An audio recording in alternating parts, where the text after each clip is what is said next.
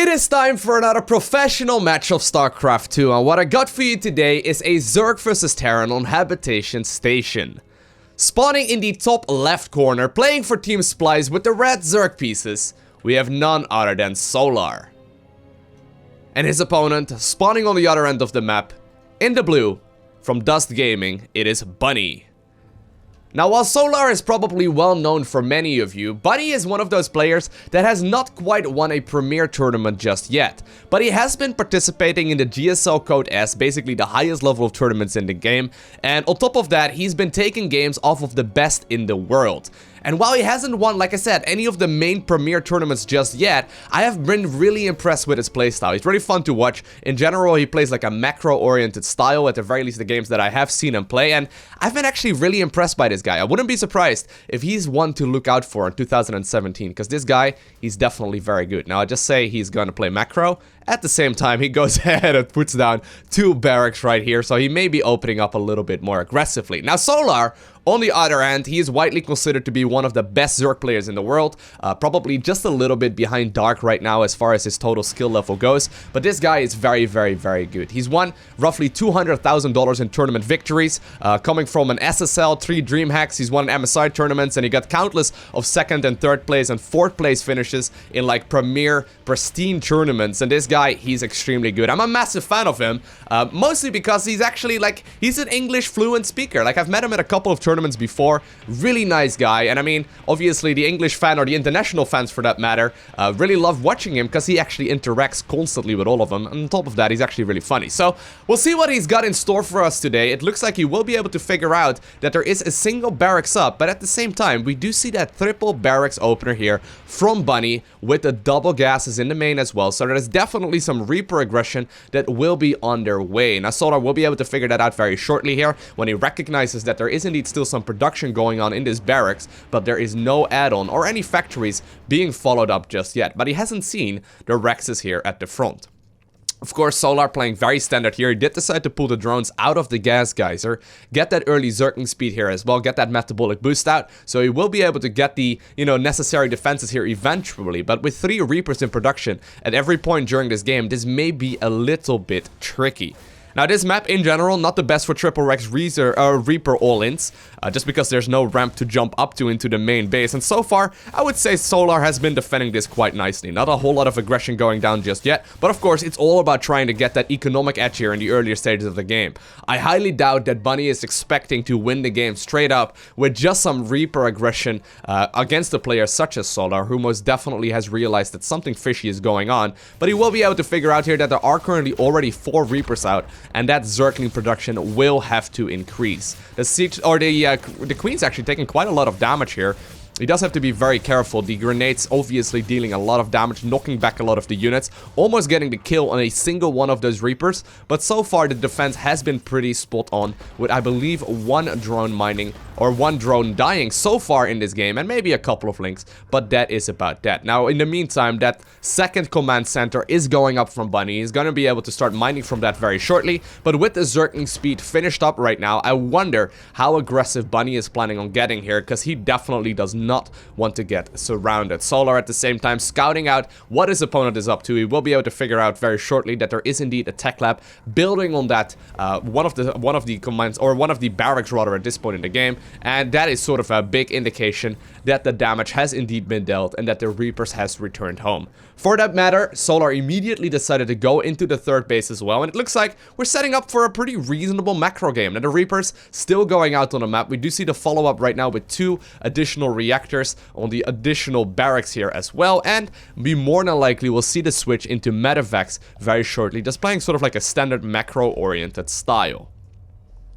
Bunny's still scouting the map, trying to figure out what it is his opponent is planning for this game. I mean, in general, Solar's playstyle is relatively predictable. Usually in macro situations in Zerg vs Terran, he opts to go for the Mutalisks, the Zerglings, and the Banelings if his opponent decides to go for a standard composition, such as Marine Marauder Medivac, or Marine Medivac Widowmine, or Marine Marauder Medivac Widowmine Liberator, or any of those kind of combinations. Generally speaking, he will be playing and approaching the matchup in a macro-oriented style, which is one of the reasons And he actually does get another probe kill there, or another drone kill rather. Very, very nice. It's one of the reasons why I enjoy watching Solar so much. Like, he does cheese on occasion when it's like, for example, best of 3 or best of 5 series. He will play aggressive in some of those games, but for the most part, I would say this is probably his most standard go-to strategy, where he's just simply sitting back and he's trying to produce as many units as possible and eventually overwhelm his opponents. Now, Bunny, though, in the meantime, definitely not a player to be, you know, to be underestimated either. Sure, he may not have one of the main tournament victories just yet, but he's an extremely good macro-focused Terran player as well.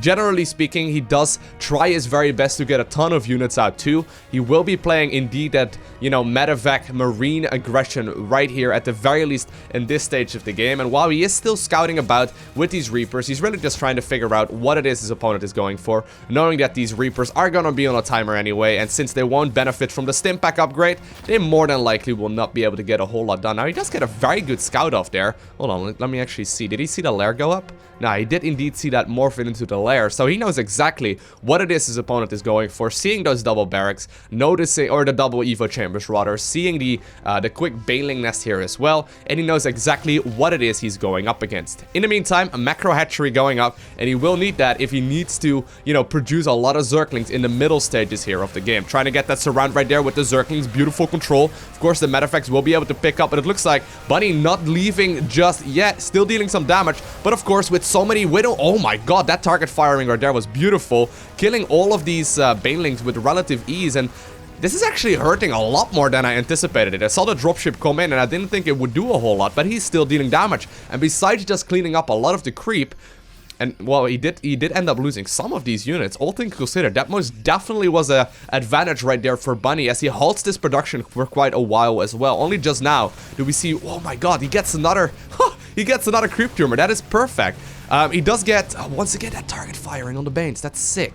Basically, he individually selects these Banelings here to try and not take any splash damage before picking on out of there. That was really sick, but he's basically preventing his opponent from really droning up and really, you know, making the drones and the units that he wanted to. At the same time, the Liberator aggression going down in the main as well as in the natural very, very shortly. Does need to be careful, of course, because the, oh my god, well, that thing is dead. That thing is 100% dead, as, well, there we go. The Queens were already in position, ready to defend against that. At the same time, 2 empty Medivacs at the front. I am a massive fan of that. He's trying to bait his opponent's army out while pushing the main base as well.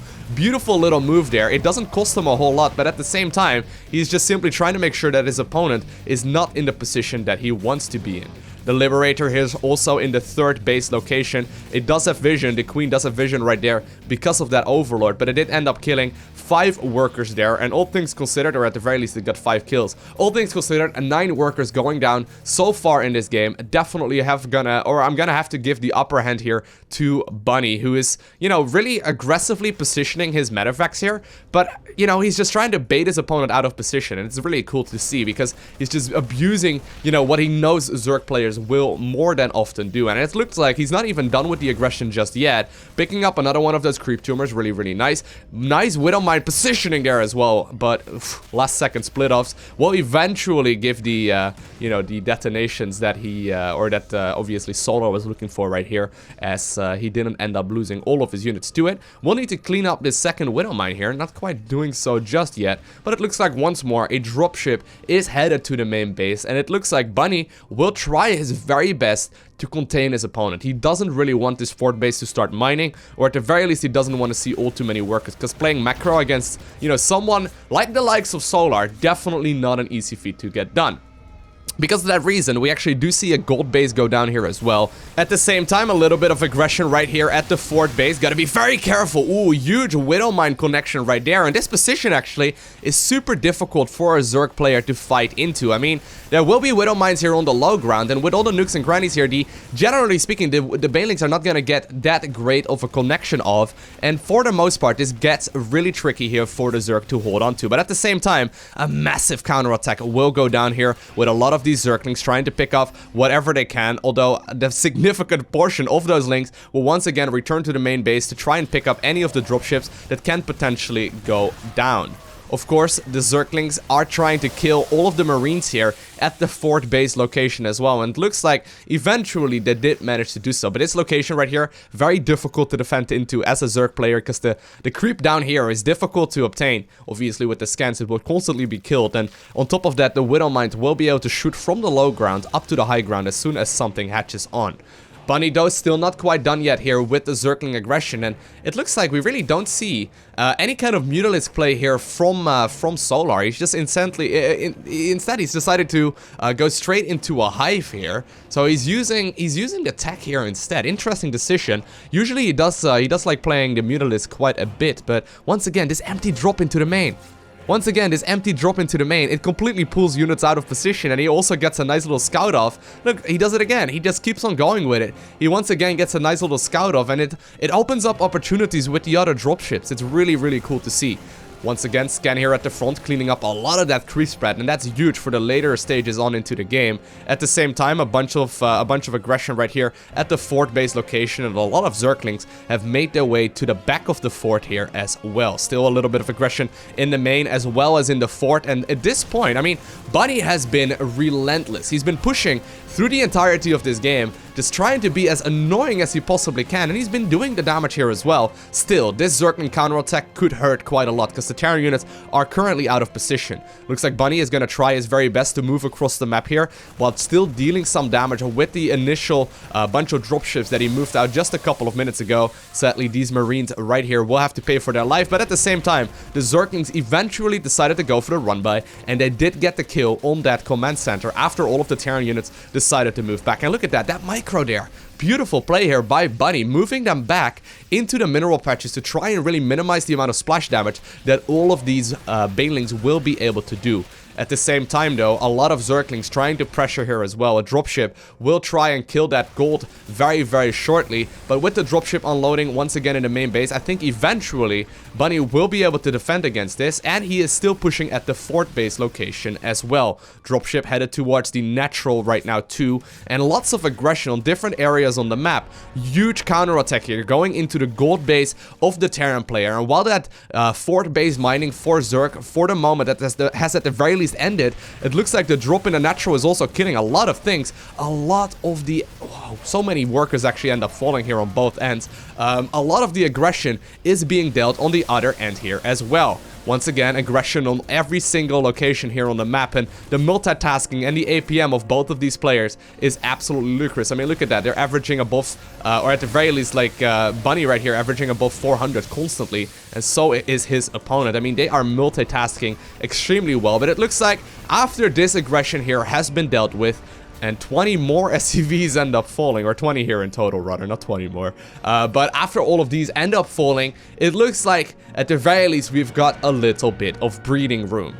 Insane play here though so far, lots of aggression, lots of counterattacks, and at this point there is indeed an Ultralisk Cavern for the Zerg player. There are a couple of Vipers out there, at the very least one right at this point. Yeah, there's only one, as well as a couple of Ultras.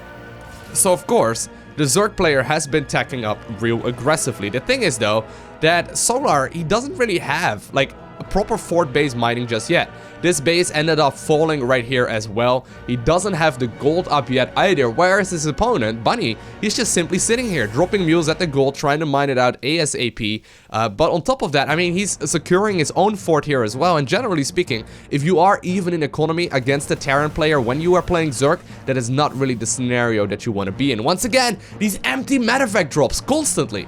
It's so sick, it hurts so much. I mean, the Zerg is constantly forced to defend against it and split up their units and really prevent the counterattacks from happening, because you never know which units will actually be in what Medivac. Really, really cool play. Of course, still a couple of dropships here at the fort base location. A few changelings here as well to try and see what damage they can do. And of course, like you can see right here, an Ultralisk being split off. That's a huge chunk of army. At the same time, though, it looks like these Marines will have to pick up and get on out of there. But here we go. We actually see a Baneling drop going into the gold base here of the Terran player. Will they get shot down here in time? This may do a ton of damage. Nope, it didn't do anything. It didn't do anything. At the same time, though, while that was going on, the Marauder Marine drop here also, once more, did a little bit of aggression. looks like the Liberators are going out now as well. They're trying to see what damage they can do, and they're trying to shut down the mining here for the Zerg at the gold base location. Obviously, the gold base location, very, very tempting to try and get, because you will get more yield out of those mineral patches, but at the same time, it is also much easier for your opponent to get into. Fort base right here, though, has immediately, or eventually rather, come alive once again. He's gonna be able to get some mining from that as well, but with the army supplies still being relatively even here, this is looking like any player's game. There are quite a lot of defenses here at home, but look at the amount of Zerg. There are so many swarm units here ready to aggressively push into the fort base location, but at the same time still more and more drops going down at the fort base once again, and this fort really hasn't got a whole lot of mining done just yet. Also, a massive chunk here of the Terran units has decided to push into the main base, and with this many Liberators on the high ground, that is gonna be so difficult to move up into. These Ultralisk have to be so careful. They take so much damage here from the anti-ground mode, and while eventually it will be taken care of, and while eventually all of the Marines will have to pick up and get on out of there, you can see that that engagement was not in favor of the Zerg player whatsoever. So many of these high tier units ended up falling to the Liberator shots, and really, like, the Liberator count is still looking extremely healthy to being produced here at any given time, and so much creep spread. I mean, Bunny has been active with that creep spread denial, right? He's really making this extremely difficult on the Zerg player, and so far he's playing this brilliantly. This is the exact style that Zerg players hate playing against. It is so difficult to execute properly though, and here we go. This Zerg is actually moving onwards with a lot of these queens in the background as well that were mining earlier. They've eventually picked up the task right here to be doing the counter-attack aggression instead and kill as many of those units as possible.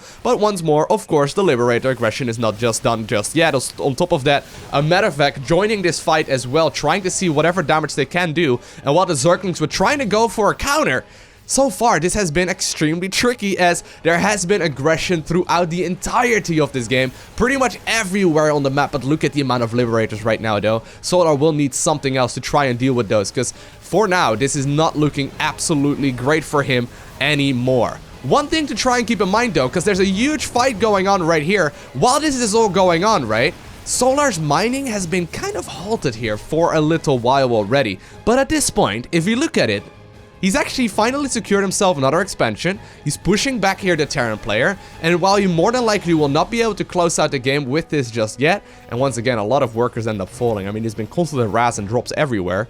Bunny, in the meantime, does not really have a whole lot of mining left over here anymore. I mean, he doesn't have the fort base location down here. He doesn't have any expansions really mining anymore other than this fort here. I've been calling them fort bases everywhere. Oh, and once more, he gets another kill there on a expansion too.